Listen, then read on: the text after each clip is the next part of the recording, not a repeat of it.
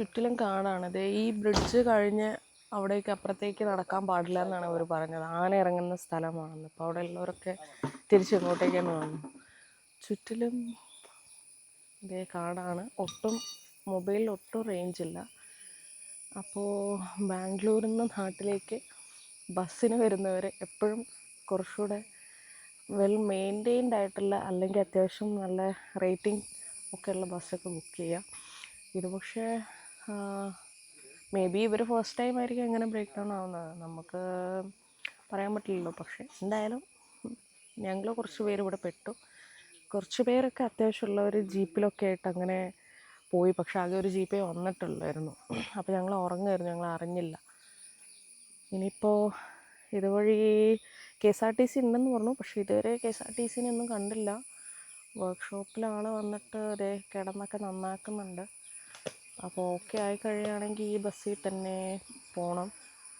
പിന്നെ ഇവിടെ അങ്ങ് ദൂരെ ഒരു നെയിം ബോർഡുണ്ട്, വാഹനം നിർത്തരുത്, തീറ്റ കൊടുക്കരുത്, മാലിന്യം നിക്ഷേപിക്കരുതെന്നൊക്കെ.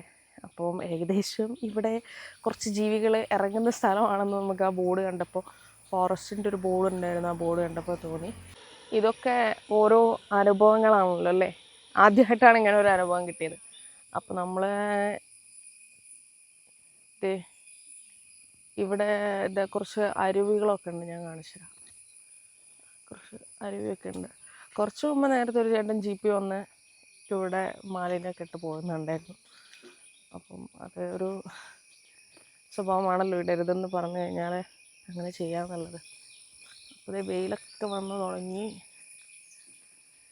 ഇപ്പോൾ സമയം 7:30 ഇവിടെ അടുത്തെങ്ങും ഒന്നും തന്നെ ഇല്ല. ഇനിയിപ്പോൾ കുറച്ച് ടൗൺ എന്ന് പറയുമ്പോൾ കുറച്ച് അങ്ങോട്ട് പോകണമെന്ന് പറഞ്ഞു. അപ്പം നിങ്ങളെ ഇതുപോലെ എന്തെങ്കിലും അനുഭവമൊക്കെ കിട്ടിയവരാണോ വല്ല വഴിയിലൊക്കെ ഇങ്ങനെ ഇതേപോലെ പെട്ട് കുറച്ച് സമയം കിടക്കുക എന്നുള്ളത്? ആക്ച്വലി ഇത് 4:30 പെട്ടതാണ്. അപ്പോൾ ഞങ്ങൾ അറിഞ്ഞില്ല, നല്ല ഉറക്കമായിരുന്നു. ഇന്നലെ കുറച്ച് ബാംഗ്ലൂർ അത്യാവശ്യം നടന്നതുകൊണ്ട് ക്ഷീണിച്ചുറങ്ങിപ്പോയി. അപ്പോൾ ഞങ്ങൾ അറിഞ്ഞതൊരു 6:30 ആ ഒരു സമയത്താണ് അറിഞ്ഞത്. ഇതുവരെ ശരിയാവുമായിരിക്കും. ഇല്ലെങ്കിൽ നമ്മൾ ഇനിയിപ്പോൾ 7:45 ഒരു KSRTC ഉണ്ടെന്നാണ് പറയുന്നത്. അപ്പോൾ അത് നോക്കണം. ബസ് എന്തായാലും ഇപ്പോൾ ശരിയാവില്ല എന്നാണ് പറയുന്നത്. അപ്പോൾ അവർ റീഫണ്ട് തരാമെന്ന് പറഞ്ഞു. ഇനി വരുന്ന KSRTCയിൽ പോകാമെന്നാണ് പറഞ്ഞത്. അപ്പം സ്കൈലൈറ്റ് ബസ് എന്തായാലും ഒരു അനുഭവം തന്നെയാണ്. അപ്പോൾ നമുക്ക് KSRTC വരുന്നവരെ വെയിറ്റ് ചെയ്യാം. ഓക്കെ. ഇത് മാനന്തവാടി കാട്ടിക്കുളം വരെ ഒരു KSRTC വന്നിട്ടുണ്ട്. നമ്മൾ ലൈൻ ബസ്സിൽ നമ്മളൊരു 1000 രൂപ കൊടുത്ത് ബുക്ക് ചെയ്തിട്ടത് ഇപ്പോൾ KSRTCയിലാണ് പോകുന്നത്. അപ്പോൾ അതേ മാനന്തവാടി ബസ് സ്റ്റാൻഡിൽ എത്തിയിരിക്കുകയാണ്. ഓരോ യാത്രകളും ഓരോ അനുഭവങ്ങളാണല്ലോ അല്ലേ. അല്ലെങ്കിൽ നമ്മൾ വിചാരിച്ച ലക്ഷ്യസ്ഥാനത്ത് പെട്ടെന്ന് തന്നെ എത്തണമെന്നില്ല. ചിലപ്പോൾ ഇതുപോലെ വാഞ്ഞ വഴിയിലും കാത്തിരിപ്പും ഒക്കെ ഉണ്ടാവുമല്ലോ. അപ്പോൾ ഞങ്ങൾ KSRTC കോഴിക്കോടേക്ക് കയറി ചുരം ഇറങ്ങിക്കൊണ്ടിരിക്കുകയാണ്. വയനാട് ചുരത്തിലെ നല്ല അടിപൊളി വ്യൂ ഒക്കെ കണ്ടാണ് വരുന്നത്. ചിലപ്പോൾ ആ ബസ്സിലായിരുന്നു വന്നിരുന്നതെങ്കിൽ ഒന്ന് ഉറങ്ങി കോഴിക്കോട് എത്തിയത്.